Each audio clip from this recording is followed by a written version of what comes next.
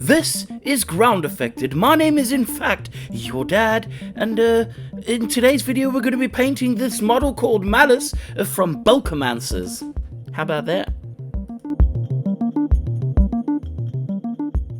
So to start making this model, I'm going to need to prepare it, and I had printed this model on the new Formlabs Form 4, and within that package came this wonderful little model preparing kit, or finishing tools as they call them, which has a rotary tool, as well as this pen sander, which is essentially a tattoo machine that is for sandpapering. I didn't really use that too much, to be honest. I just used this rotary tool to see how it was, and I cleaned up the model. Once I had cleaned it up, I gave everything a primer layer with my favorite Chaos Black spray paint primer. I did not, however, give any of that primer treatment to the clear piece, and that is because I'm going to spray the colors that I want the magical thing to be, and when I'm done getting the color that I want it to be, I'm going to put a gloss clear over it, and this is going to lock everything in. Now the base on this thing I had printed in 0.1 in order to test the speed of the Form 4, and so there was a few layer lines, let's just say that, and to cover those up,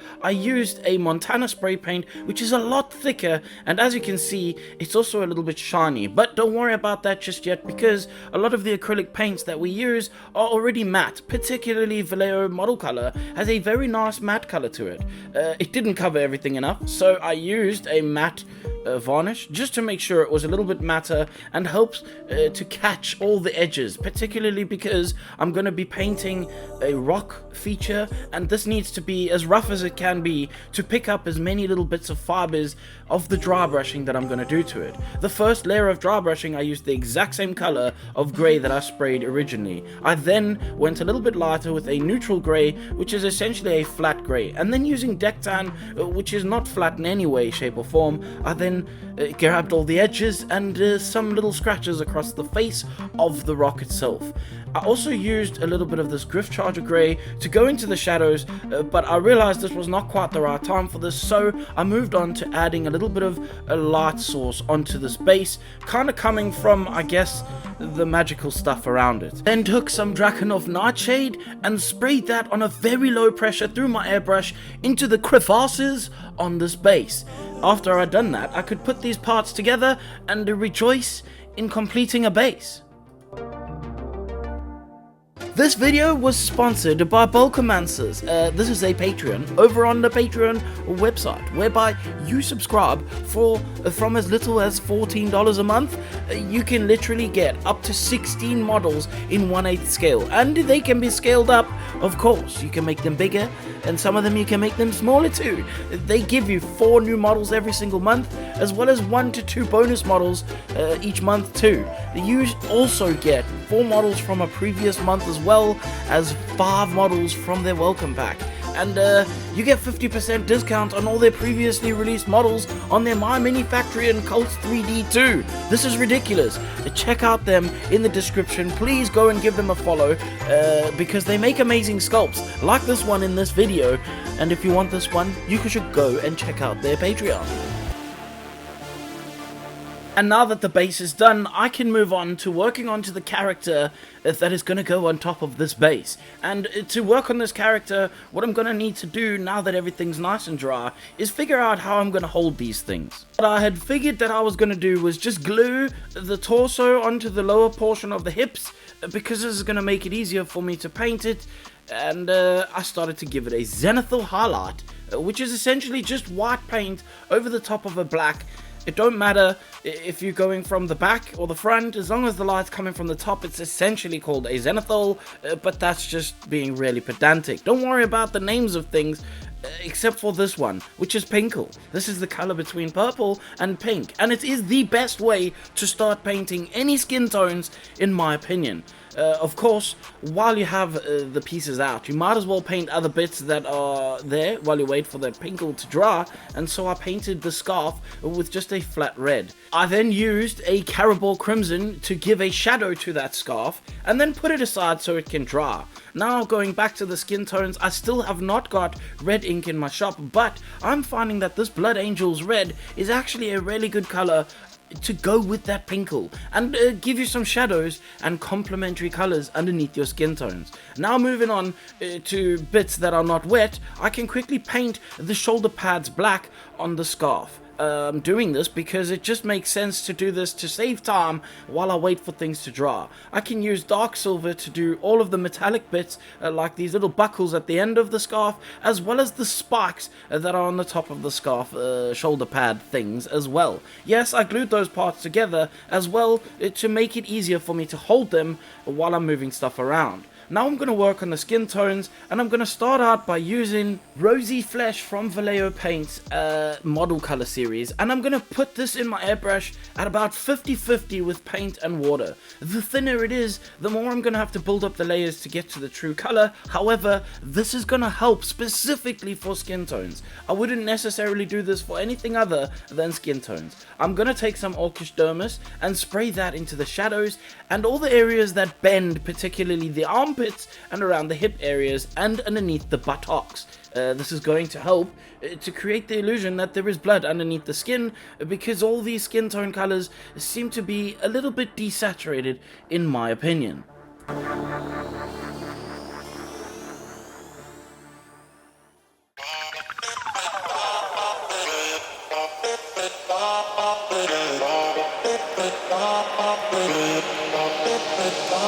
Next is a vital step which I think a lot of people are missing on their skin tones, and that is to add the final layer of highlights, and that is a really bright highlight. This is going to be again mixed 50-50 and built up to your taste, but of course the more contrast you add, the more depth it looks like there is in your picture.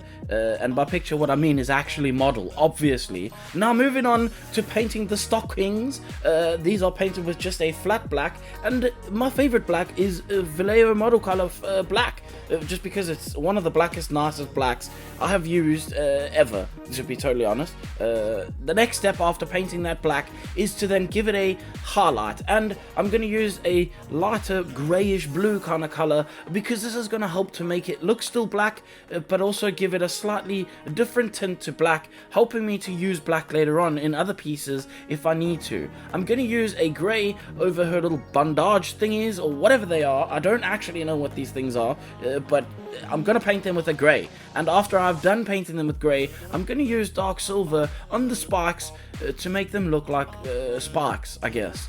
For her other leg, it's a little bit more complicated. There is some red straps going across her leg, and underneath that is black, essentially. So it would be kind of dumb to paint over those straps with black, so I painted carefully between them with the black before coming in with the same red that I used for her scarf. This is helping to tie the colors together, making the model look nice and uniform when it is done.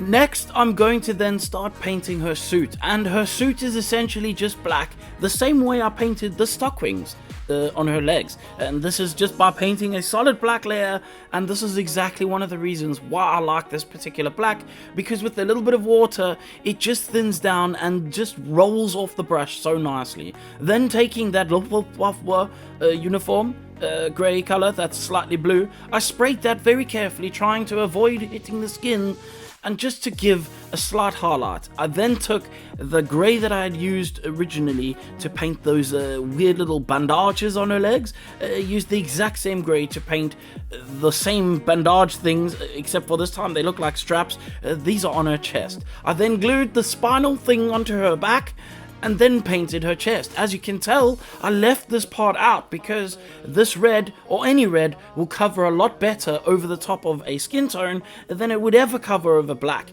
I then did the black outlining, and I left that on purpose because that helps to differentiate the outline from the parts that I shaded when I painted the original black bits. Very carefully, using the side of my brush, I painted the little decoration that is on the top of it, and then I can put the model together and place her into a base, because now all I have left to do are the hands and the head.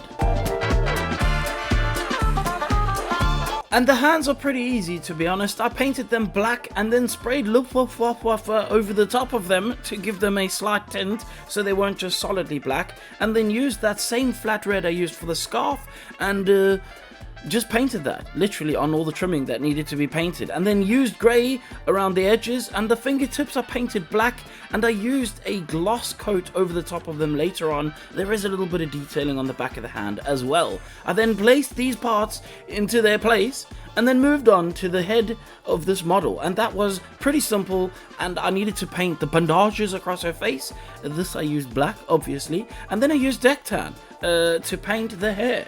Of course, I painted the little tufts as well while you weren't looking on the outside of the screen. Using Luftwaffe over the top, I sprayed that to give that highlight to the bandages on the head before I then painted the dark silver over the spikes on that head as well.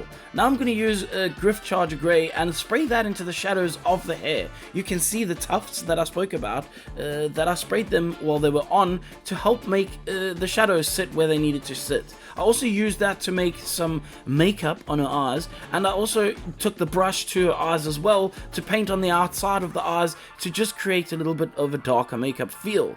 I used that over her lips, and I used Magos Purple together to make them look like a black kind of a lipstick.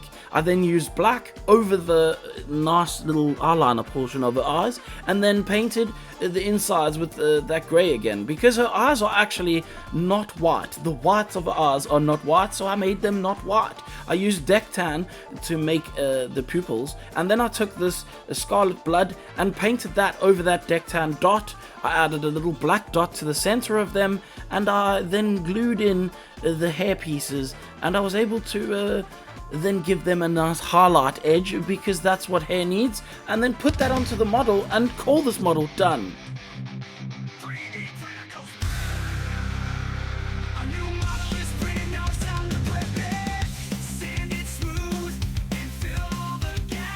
Okay, we have clearly made it to the end of another Groundeffected video, and I want to say a massive thank you to everybody who's watched this video, as well as to the sponsors, Bulkamancer, for sponsoring this video, of course. And at this point in the video, I want to thank those that keep the lights blinding my eyeballs, and that is my Patreons. You may or may not have noticed that this video was slightly different. Most notably, the sound should be much better now. I had some troubles in the past due to, let's just call it, terrible planning. Let's just say that. And I have now fixed all of these problems, and hopefully we will not have these problems going forward in the future. Thank you very much for watching my video, and if you didn't like this video, obviously I literally don't care, and this is the time at the point of the video where I tell you that if you don't like it, you can kindly f*** off. Oh, by the way, I seem to always mention everybody else's Patreons, and always forget to mention my own. If you want to support this channel, please go check out my Patreon. You will get behind the scenes videos and photos and pictures and updates, and you get to know what's happening before it even happens, and certain tiers even get videos a little bit earlier than the rest of the plebs in the world.